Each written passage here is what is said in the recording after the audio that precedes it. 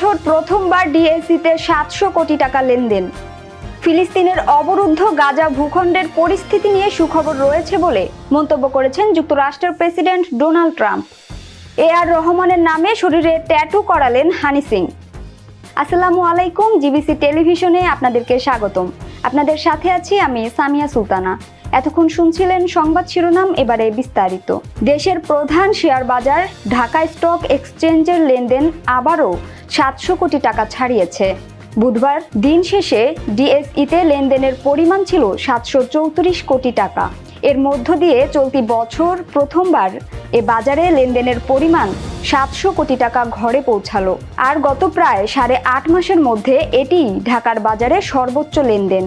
ডিএসইর তথ্য অনুযায়ী গত কয়েকদিন ধরে ঊর্ধ্বমুখী লেনদেনের প্রবণতা বিরাজ করছে, যার ধারাবাহিকতায় গত বছরের নভেম্বরের পর এটি ডিএসইতে সর্বোচ্চ লেনদেন। এর আগে সর্বশেষ গত বছরের 5 নভেম্বর ঢাকার বাজারে 840 কোটি টাকার লেনদেন হয়েছিল। লেনদেনের পাশাপাশি গত 3 মাসের ব্যবধানে ঢাকার বাজারের প্রধান সূচক ডিএসইএক্স ও সর্বোচ্চ পর্যায়ে উঠেছে। বুধবার এ সূচক 55 পয়েন্ট বা 1% বেশি বেড়ে দাঁড়িয়েছে 5117 পয়েন্টে।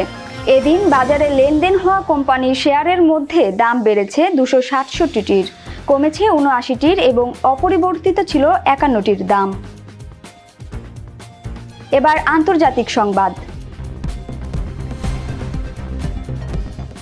ফিলিস্তিনের অবরুদ্ধ গাজা ভূখণ্ডের পরিস্থিতি নিয়ে সুখবর রয়েছে বলে মন্তব্য করেছেন যুক্তরাষ্ট্রের প্রেসিডেন্ট ডোনাল্ড ট্রাম্প। হোয়াইট হাউসে কাতারের প্রধানমন্ত্রী শেখ মোহাম্মদ বিন আব্দুর রহমান আল থানির সঙ্গে বৈঠকের আগে কথা জানালেন তিনি। অবশ্য গাজা নিয়ে ঠিক কোন ধরনের সুখবর তার কাছে রয়েছে তা মার্কিন রিপাবলিকান এই প্রেসিডেন্ট খোলসা করেনি। বৃহস্পতিবার এক প্রতিবেদনে এই তথ্য জানিয়েছেন বার্তা সংস্থা আনাদুলু। স্থানীয় সময় বুধবার হোয়াইট হাউসে এক বিল স্বাক্ষর অনুষ্ঠানে যুক্তরাষ্ট্রের মধ্যপ্রাচ্য বিষয়ক দূত স্টিভ উইটকফের উদ্দেশ্য করে প্রেসিডেন্ট ট্রাম্প বলেন, আমাদের গাজা নিয়ে কিছু ভালো খবর আছে এবং আরও কয়েকটি গুরুত্বপূর্ণ বিষয়ে আমরা খুব উচ্চ পর্যায়ে কাজ করছি। আপনি দারুণ কাজ করছেন। যদিও ট্রাম্প বিস্তারিত কিছু বলেননি, তবে তার এই মন্তব্য এমন সময়ে এলো যখন তিনি হোয়াইট হাউসে কাতারের প্রধানমন্ত্রী শেখ মোহাম্মদ বিন আব্দুর রহমান আল থানির সঙ্গে ডিনার বৈঠকে বসার প্রস্তুতি নিচ্ছেন। অনুষ্ঠানটি প্রেসের জন্য ক্লোজড হিসেবে তালিকাভুক্ত থাকলেও অতীত অভিজ্ঞতায় দেখা গেছে প্রেসকে সংক্ষিপ্ত বক্তব্য দেওয়ার সুযোগ দেওয়া হয়ে থাকে। আনাদুলু বলছে, এই কাতারের প্রধানমন্ত্রীর সঙ্গে ট্রাম্পের বৈঠকটি এমন সময় হচ্ছে যখন অবরুদ্ধ গাজা উপত্যকায় যুদ্ধবিরতি এবং বন্দী বিনিময় নিয়ে কাতারে ইসরায়েল ও হামাসের মধ্যে পরোক্ষ আলোচনা চলছে। ইসরায়েলি সংবাদ মাধ্যমগুলো গত মঙ্গলবার জানায়, দোহায় গত 24 ঘন্টায় এই আলোচনার নাটকীয় অগ্রগতি হয়েছে। 16 জুলাই শুরু হওয়া আলোচনার মূল লক্ষ্য হলো যুদ্ধবিরতি এবং বন্দী বিনিময়ের একটি চুক্তিতে পৌঁছানো। ইসরায়েলের চ্যানেল 13 এক প্রতিবেদনে জানায়, চুক্তির পথে এখন বাধা নেই। সেখানে আলোচনার সঙ্গে জড়িত নাম প্রকাশে অনিচ্ছুক এক ইসরায়েলি কর্মকর্তার বরাতে বলা হয়, প্রধানমন্ত্রী বেঞ্জামিন নেতানিয়াহু গাজা থেকে সেনা প্রত্যাহারে অতিরিক্ত নমনীয়তা প্রদর্শনের অনুমোদন দিয়েছে, যা আলোচনার গতি বাড়িয়েছে। প্রসঙ্গত 2023 সালের 7 অক্টোবর থেকে ইসরায়েলের গাজায় ভয়াবহ সামরিক অভিযান চালাচ্ছে। এতে এখনো পর্যন্ত প্রায় 58,500 ফিলিস্তিনি নিহত হয়েছেন, যাদের বড় অংশ নারী ও শিশু। এখনো 10,000-এর বেশি মানুষ নিখোঁজ রয়েছেন এবং লাখ লাখ মানুষ গৃহহীন। খাদ্যাভাব ও চরমে পৌঁছেছে। ইসরায়েলি কর্তৃপক্ষ হিসাব অনুযায়ী হামাস এখনও প্রায় 50 জন ইসরায়েলিকে বন্দী করে রেখেছে, যাদের মধ্যে 20 জনকে জীবিত মনে করা হচ্ছে। অন্যদিকে ইসরায়েলের কারাগারে 10,800 জনেরও বেশি ফিলিস্তিনি বন্দী রয়েছেন।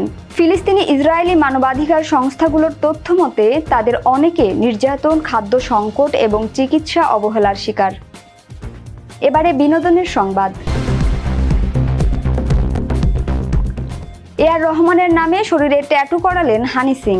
বলিউডের র্যাপের রাজা ও আলোচিত গায়ক হানি সিং নিজের শরীরে ট্যাটু করিয়েছেন, যেখানে নাম লিখেছেন এক কিংবদন্তির, যার জন্যই আজকের ইয়ো হানি সিং তিনি। সম্প্রতি ইনস্টাগ্রামে এক ভিডিওতে দেখা গেছে পিঠে ট্যাটু করাচ্ছেন হানি সিং। এ সময় তিনি গাইছেন এআর রহমানের কালজয়ী গান তু হি রে। ভিডিওটিতে হানি সিং স্পষ্ট বলেন, এই ট্যাটু আমার ভালোবাসার, শ্রদ্ধার নিদর্শন। রহমান স্যার, আপনি না থাকলে আমি আজ একজন মিউজিশিয়ান হতে পারতাম না। আমি একজন মিউজিশিয়ান আজ শুধুমাত্র এআর রহমান স্যারের জন্য। আমি আপনাকে চিরকাল ভালোবাসি। 42 বছর বয়সী এই র্যাপার পরপর 3টি ট্যাটু করেছেন তার শরীরে, যার মধ্যে একটি এআর রহমানকে উৎসর্গ করে ডান দিকের কাঁধের উপরে বড় করে লেখা এআর রহমান। ক্যাপশনে হানি সিং লেখেন, এক রাতের মধ্যে করা 3 নম্বর ট্যাটুটা আমার প্রিয় কিংবদন্তি রহমান স্যারের জন্য। সবকিছুর জন্য ধন্যবাদ আপনাকে। এর আগেও বহুবার প্রকাশ্যে রহমানের প্রতি নিজের ভক্তি ও শ্রদ্ধার কথা বলেছেন হানি সিং। বহু সাক্ষাৎকারে জানিয়েছেন এআর রহমানের সুরেই তার প্রথম প্রেম, প্রথম অনুপ্রেরণা। এমনকি তার বড় স্বপ্ন এআর রহমানের সঙ্গে একটি গ্রাম্য মঞ্চের পর্যায়ের গান তৈরি করা। এই ভিডিও যেন সেই শ্রদ্ধারই এক শারীরিক রূপ। গানের প্রতি, গুরুর প্রতি, শিল্পের প্রতি এক গভীর নিবেদন। এমনটা খুব কমই দেখা যায় হানি সিং এর মতো তারকাদের কাছ থেকে। এই শ্রদ্ধা জ্ঞাপন আসে ঠিক তখনই যখন হানি সিং তার কামব্যাক অ্যালবাম গ্লোরি নিয়ে চর্চায় রয়েছেন। এই অ্যালবামে রয়েছে 10টি ভাষার গান, সঙ্গে একটি বিশেষ মিউজিক ভিডিও তেরি ইয়াদে, যেখানে অভিনয়ে রয়েছেন নার্গিস ফাখরি এবং আন্তর্জাতিক শিল্পী গ্রিনি। একদিনে যেমন হিপ হপ আর বিটসের ঝড় তুলেছেন হানি, অন্যদিকে রহমানের প্রতি তার এমন মিউজিক্যাল নিবেদন প্রমাণ করে তিনি শুধুই গ্ল্যামারের আইকন নন, একজন গভীর শ্রদ্ধাশীল সঙ্গীত প্রেমীও বটে। সংবাদের শেষ পর্যায়ে শিরোনামগুলো জানিয়ে দিব আরও একবার। চলতি বছর প্রথমবার ডিএসইতে 700 কোটি টাকা লেনদেন। ফিলিস্তিনের অবরুদ্ধ গাজা ভূখণ্ডের পরিস্থিতি নিয়ে সুখবর রয়েছে বলে মন্তব্য করেছেন যুক্তরাষ্ট্রের প্রেসিডেন্ট ডোনাল্ড ট্রাম্প। এআর রহমানের নামে শরীরে ট্যাটু করালেন হানি সিং। জিবিসি সংবাদে এই ছিল এখনকার মতো। বিশ্বের যে কোনো প্রান্ত থেকে সর্বশেষ খবর জানতে ভিজিট করুন জিবিসি অফিসিয়াল ইউটিউব চ্যানেল ও ফেসবুক পেজ। এতক্ষণ সঙ্গে থাকার জন্য ধন্যবাদ সবাইকে। পরবর্তী সংবাদ দেখার আমন্ত্রণ রইল।